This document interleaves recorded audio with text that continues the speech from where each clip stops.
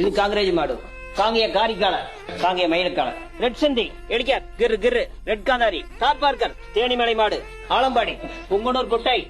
இது வந்து காராபூஸ். இந்த 16 வகையான இந்த மாட்டுகள் இங்க வச்சது என்னத்துக்குன்னா, நம்ம நாட்டுல இவ்வளவு விதமான ஜீவங்கள் வாழ இருக்குது.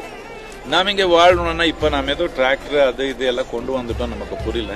டிராக்டர்ல நாம உழவச்சுக்கலாம், ஆனா டிராக்டர்ல மண்ணு வளமா பண்ண முடியாது.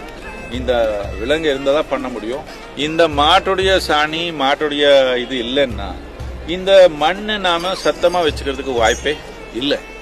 இல்ல மரத்துல இருந்து இலை வேணும், இல்ல இந்த மாட்டு சாணி வேணும்.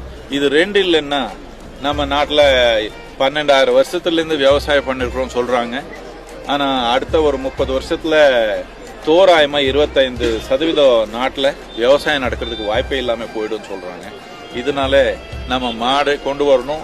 யாரே இருந்தாலும் சரி, ஒரு ஏக்கரை ஜமீன் இருந்தா ஒரு 4 மாடு வச்சுக்கணும். இல்லைன்னா அந்த மண்ணை நாம ஒரு வளமா வச்சுக்கிறதுக்கு வாய்ப்பு இல்லாம போயிடும். நம்ம வாழ்க்கையில ஈடுபடுற எல்லா ஜீவங்களும் கூட சேர்ந்து கொண்டாடணும்ன்றது பொங்கல்.